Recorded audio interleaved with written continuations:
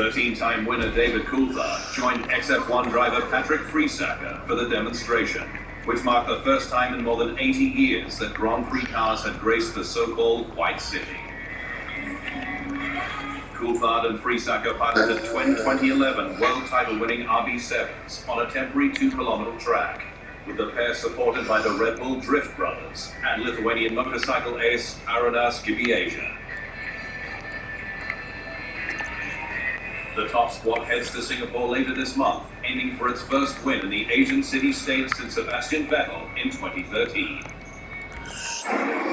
Up next, we assess Jack Doohan's chances and analyze the grid team by team. Here Merryweather goes again, pissing in our soup. Get the weapons to the buyers and look out for those private security goons. Maybe good to have someone manning the gun on the insurgent, too. Alpine heads to Singapore as best of the rest, fourth in the constructors' standings, 18 points ahead of rival McLaren. And pride is definitely on the line, with the French squad already losing its star young gun Oscar Piastri, once billed as its future, to Woking. But while the squad works out who will partner Esteban Ocon next year, one that Alpine could confirm and who has enough points for an FIA F1 super license is Academy member Jack Doohan. Doohan, son of 5-time 500cc world champion Mick Doohan, has 0 junior titles to his name, but has consistently won races, including in F2, where he's come on song from mid-season with 3 wins. Doohan, who joined the Alpine Academy this year from Red Bull, got his first taste of F1 power in May via a test in Qatar, where the French squad strapped him into its 2021 A521 car, which the 19-year-old said in an interview with Australian Grand Prix podcast In the Fast Lane gave him perspective for F2. I think it really helps slow everything down and give me more time to think about what I'm doing now, which is, I think, the strength as well as expanding my knowledge of Formula 1 more. But while Doohan could jump straight to F1 in 2023, many think that he's still a little underdone, and that a second season of F2 would benefit him in coming to the grid more polished. Alpine, though, may not feel that it has that luxury, given hesitation costed both Piastri and 2-time F1 world champion Fernando Alonso. Doohan has also been deeply embedded within Alpine this year, beyond driving the F1 car, with time spent at its Enstone factory, race sim support, and even 2023 car development. I think the main thing that really pushed me to go to Alpine was being able to know that I could grow more as a rider and not just be representing an F1 final. Alpine has plenty of time to make a decision, with 2023 as seller's market and Pierre Gasly its first option, but Doohan could be a solid alternative.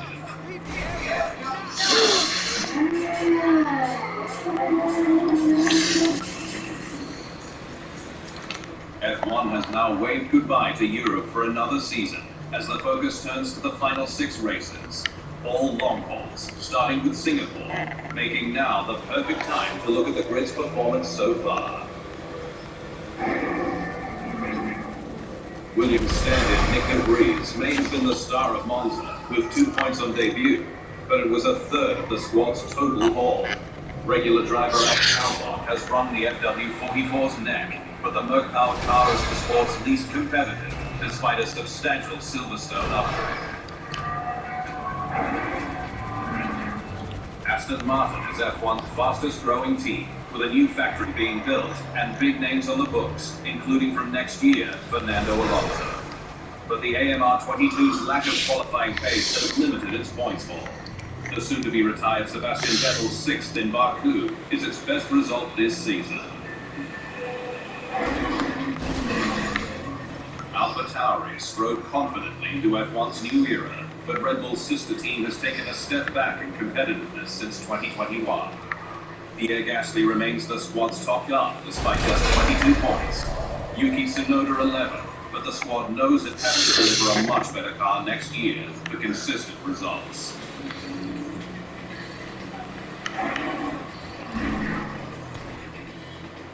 began 2022 with smiles, given it was back in the midfield.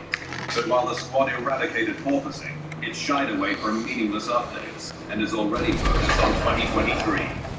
On the driver front, Mick Schumacher has failed to fire in his second year against F1 veteran Kevin Magnussen.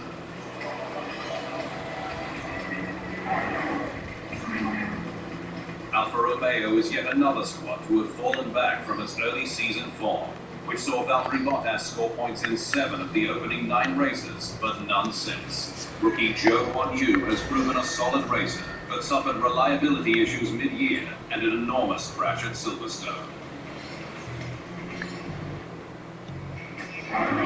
Up next, we continue our analysis with the sport's top 5 teams.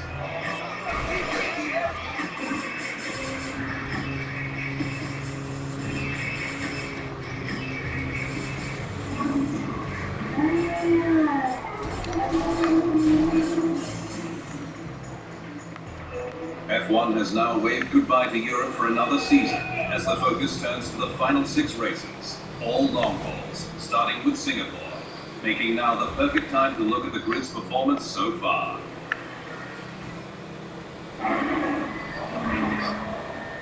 McLaren started F1's new era down the back, but has since recovered to the upper midfield.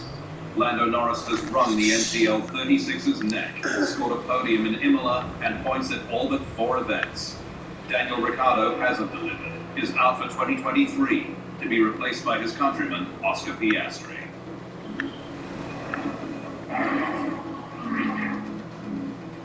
Alpine has proved a consistent force in 2022, with double point scores at 7 of the last 9 races for 18 ahead of McLaren. Esteban Ocon has proved he can match and beat Alonso on occasion, cementing his value, and will become team leader in 2023, with no second driver signed as yet. The grid, however, is filling up. It's reported Alpine is running a shootout test this week at Budapest's Hungaroring between F1 aspirants Nick De Vries, Jack Doohan, and Antonio Giovinazzi. 2022 is set to become Mercedes' first winless season since 2011, but it's still the only team to score points at all rounds so far. George Russell has been a revelation in his first silver season, with 7 podiums, showing up his teammate Sir Lewis Hamilton, who is 35 points adrift after Monza. I had no thoughts that we weren't going to get along, but I think we both are getting along better than we anticipated. And I think it's because, we both want to win, and we aren't in a position as a team to do that at the moment. Ferrari looks set to walk the championships early on, with wins from 2 of the first 3 races. But reliability issues and mistakes have costed that chance. Charles Leclerc has taken 8 balls from 16 races, proving its searing one-lap pace. But over a race distance, it's still lagging behind Red Bull, which has recovered from early season reliability problems with Dodge. With Max Verstappen's Monza win his 11th this year, 12th for the team, with Sergio Perez on top in Monaco. The Dutchman is on a golden run to his 2nd straight world title, with the last 5 straight victories. I think so far the season maybe didn't start off that well, but then I think we recovered really well and we've been on a great run. I think the whole team really came together and thought I was trying not to make too many mistakes and be on it every single weekend, and that's why we've been able to win the amount of races we have won so far. So yeah, it's actually been a really enjoyable year so far. Verstappen heads to Singapore with a huge 116-point lead over his title rival, Ferrari's Charles Leclerc, meaning that he could finish 6th at each of the final 6 races to secure that 2nd straight crown. Next week, we continue our coverage of the world's most exciting sport. Until then, go to unbeaten.com for the latest news and full episodes. And join the conversation at Unbeaten F1 on Facebook, Twitter, and Instagram.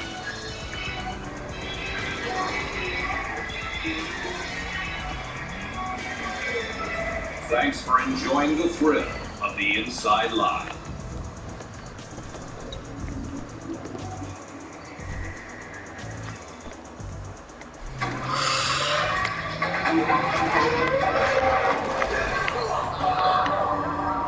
land van de reizende zon gaat de strijd om de MotoGP verder.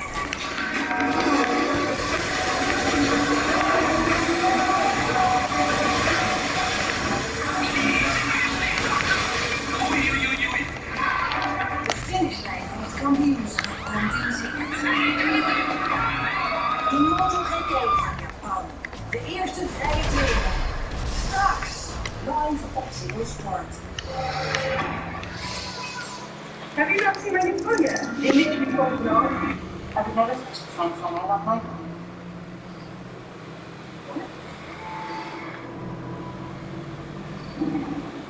They literally told me, you see, I love my phone. Have you never switched the phone?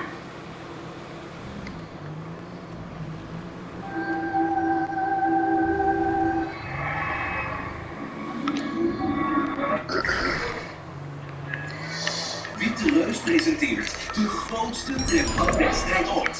Spelen, zweten en heel veel vlekken. Nieuwe Viteleus Powercaps met Express effect.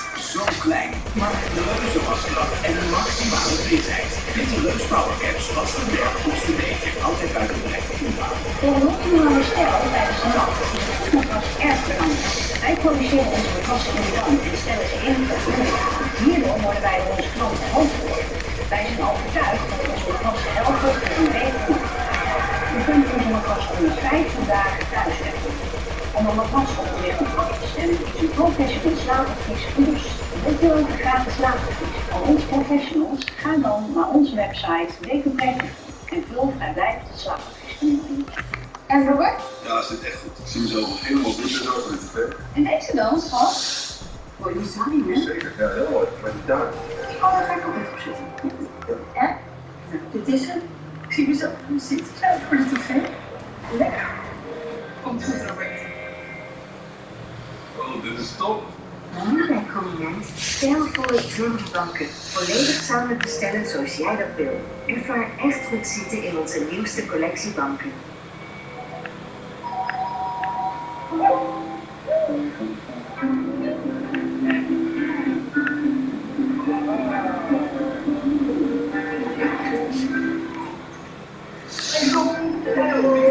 Gezonder leven moet wel een beetje leuk blijven.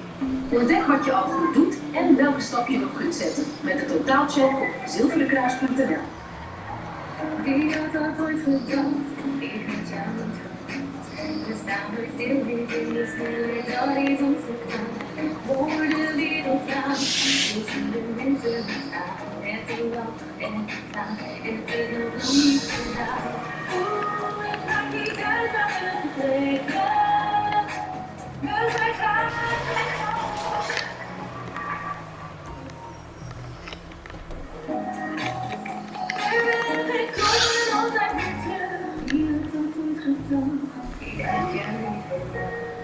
Een topteam op de trein. Word machinist. Wat wil je niet? Kijk op werkenbijns.nl.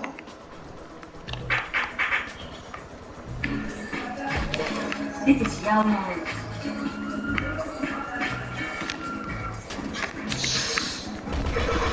Leven de goede van zijn leven.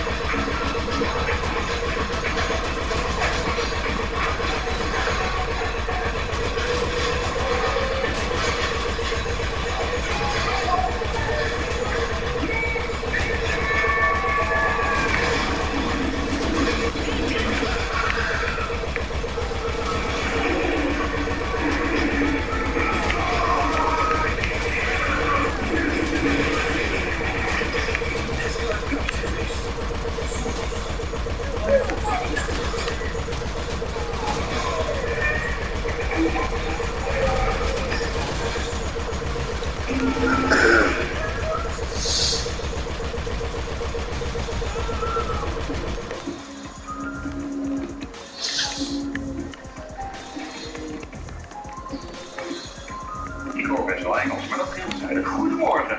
We zijn in Japan en dat is een andere tijdzone dan de onze. En dat betekent dat we op dit onchristelijke uur toch gaan beginnen met het MotoGP weekend vanuit Motegi. En kijk, we zijn er gewoon echt bij. De Japanese GP gaat zo meteen beginnen en dan is het toch nog wel een beetje wachten voor iedereen echt wakker geschrokken is. Het is Moto3, Moto2, MotoGP. Dat is de album die we gaan doen. En hij ligt er allemaal nog even vrede bij. Het zag eruit alsof er hel en bedoeling vooral qua weer zou komen hier. Maar dat viel tot nu toe allemaal mee. Alle beloofde hurricanes, tyfoons en wat dan nog allemaal zijn tot nu toe wel op het pad gekomen, maar niet op een manier waarvan dat aangekondigd werd. En kijk, daar ligt hij dan, die schitterende Twin Ring Motegi. Tegenwoordig heet dat het Mobility Resort Motegi. Twin Ring heeft alles te maken met een ovaal die hier loopt. En die ovaal mag niet meer gebruikt, maar dit nog wel. En dat zorgt er dus voor dat we straks ook 2 tunnels hebben. Want dan duiken we onder die ovaal door.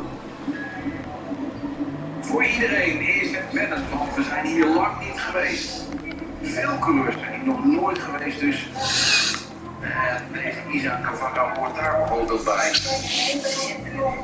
Lang geleden waren we hier in 2019, toen zijn we hier 2 jaar niet geweest. Omdat corona werd bezorgd en ook de coronaregels zijn hier toen veel strenger dan in Europa. Hier is het nog heel veel met mondkapjes. Je ziet u ook hier op dat gebied, nou is het zelfs dat het in Japan allemaal een normale land was. Als je zelf, kijk allemaal op iets dergelijks, op een e-mail, dan liep je zelf met een mondkapje al niet in een andere verschillende leeftijd. Jongens, die zaken moet je wedstrijd zijn. Het is allemaal hier extra boost aan het kampioenschap te geven in zijn 100ste Grand Prix weekend.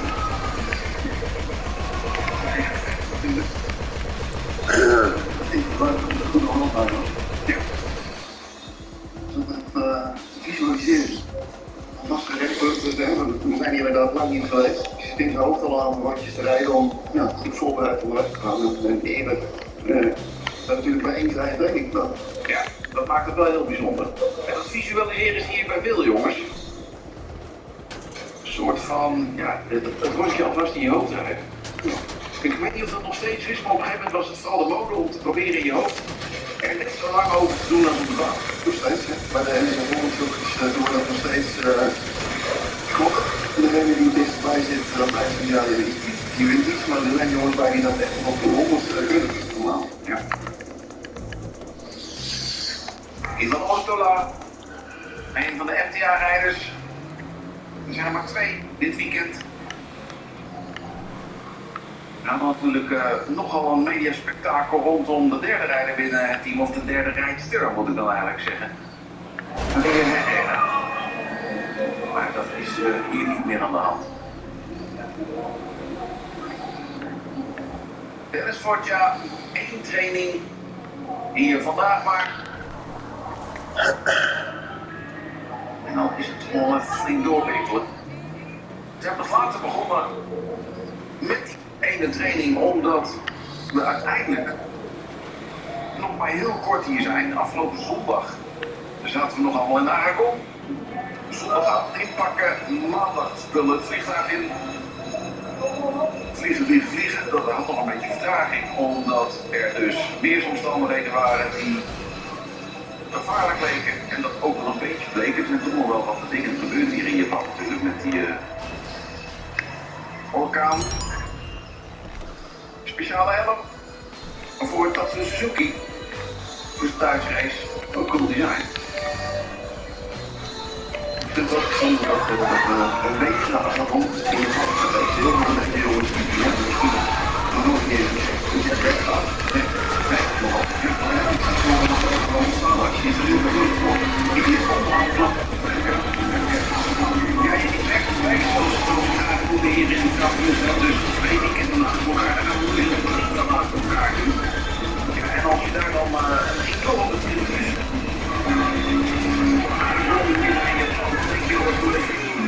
Dat is toch wel een beetje. En vandaar dat ze van tevoren al aangaven, we doen op de vrijdag maar 1 vrije training voor alle klassen. Mooi dat je gewoon een beetje bent en dat gaan we dat hier. Ja, dat die mensen daar zelf nog wat maken. Zo'n nieuwe ding, die heeft altijd normaal zitten. Ja, zeer betrokken cadeautjes voor de rijders. Ik heb ook wel eens gehoord van hij ook wel een beetje intimiderend vinden. Je mag weer zoiets enthousiast over je zijn. Dat wordt een beetje van aanvoelen. Ja. Ik heb het eten mee opmaken. Het is niet gigantisch cool. Het is niet dat je nog weer nog steeds van slim. Hier kwam mij gewoon aan. Ik kan je er niks meer voorstellen. Hier wel. In Nederland al niet. Goedemorgen, dames en heren. Ja, dan is het begonnen officieel. Grand Prix weekend hier in Motegi. Mobility Resort Motegi, zoals het tegenwoordig heet. Een zeer lastig circuit waar we opkomen. Met officieel 14 bochten. Met die karakteristieke onderdoorgangen dus onder de oval. Dat is tussen bocht 5 en 6. En dan nog een keer tussen 11 en 12. Ja, en zoek het maar even uit als je hier voor het eerst komt. En dit is het moment waarop de jongens met baankennis het verschil moeten maken. Het is ook een beetje een circuit met twee kanten. We hebben heel veel huiskantbochten, doordraaien, 180 graden bochten. En een aantal snelle vloeiende stukken erin. Dus je zult hier ook keer de rijstijl aan moeten passen, de halverwege ronde. En dan nog een keer op 3/4 van de bocht. Ja, een zeer interessant baantje. Met inderdaad een paar banen waar je echt gewoon geparkeerd staat. Een aantal bochten. Ja, maar naken, want om heel eerlijk te zijn.